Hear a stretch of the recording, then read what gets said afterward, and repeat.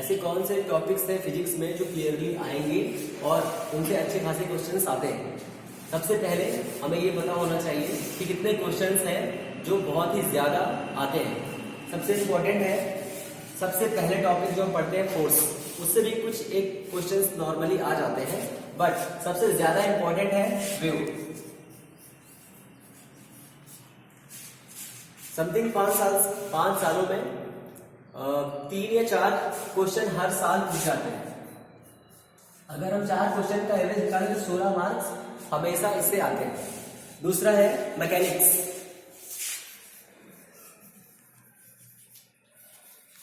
लगभग 10 क्वेश्चन हर साल पूछे जाते हैं इनसे। अगर इनका एवरेज निकाला जाए तो 40 मार्क्स ऑलवेज आते हैं इससे। तीसरा है ऑप्टिक्स। ऑप्टिक्स के 5 क्वेश्चन हर साल लगभग आते ही हैं, हो गए 20 नंबर। फिर इससे आगे हीट है एंड थर्मोडायनेमिक्स।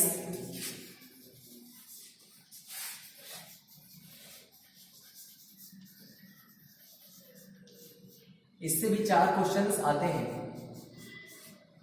अगर टोटल नंबर कवरेज किया जाए तो अप्रॉक्सीमेट 70 नंबर के क्वेश्चंस इन टॉपिक से आ जाते हैं, जबकि हमारे पास सिर्फ और सिर्फ ये 4 टॉपिक्स है पढ़ने के लिए, 4 यूनिट्स हैं। इसके अलावा भी बहुत सारे टॉपिक्स हैं जो बहुत छोटे हैं और सिंपल हैं, हम उन पर थोड़ा फोकस कर सकते हैं। जैसे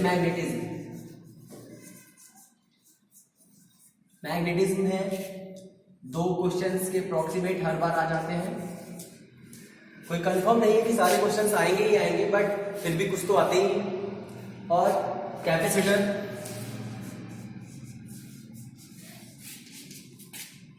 two questions and simple harmonic motion and oscillations. 2 question से ज्यादा ही आते हैं इसमें। 8 मार्क्स।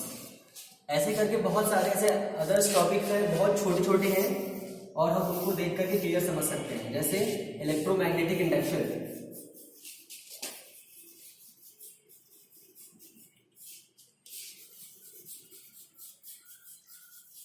एक क्वेश्चन आ जाता है इसमें से।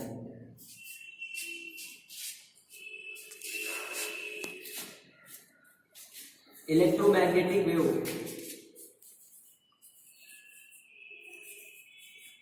बहुत छोटा टॉपिक है और इसमें से एक क्वेश्चन ऑलवेज आता है, मतलब 4 मार्क्स कंफर्म आने हैं। अगर आप चाहते हो रियली में नीट एग्जाम क्रॉस करना, तो आपको इतने टॉपिक्स तो क्लियर करने ही पड़ेंगे, वो भी बेसिक रूल्स के साथ में इनकी न्यूमेरिकल प्रॉब्लम सॉल्व करिए, आपको इजी तरीके से ये टॉपिक्स क्लियर हो सकते हैं। अगर आप रियली में चाहते हो फिजिक्स में सिर्फ और सिर्फ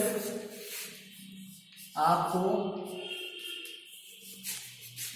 50+ लाना है, तो आप इसमें से सिर्फ वेव क्लियर कर लो, मैकेनिक्स क्लियर कर लो, ऑप्टिक्स क्लियर कर लो और इलेक्ट्रोमैग्नेटिक इंडक्शन और मैग्नेटिज्म और इलेक्ट्रोमैग्नेटिक वेव, इतने टॉपिक्स क्लियर करने पर आपके 50+ नंबर कंफर्म आ जाएंगे।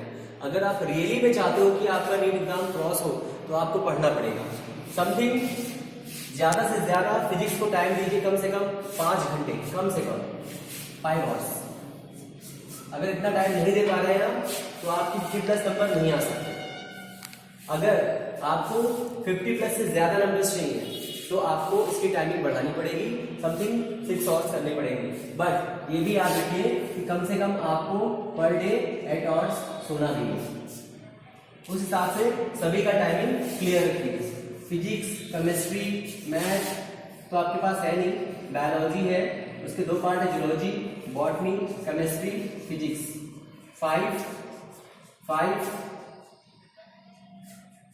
2.5 ये टाइमिंग तो होनी ही चाहिए आपके पास, अगर आप चाहते हो रियली में नीट एग्जाम क्रॉस करना।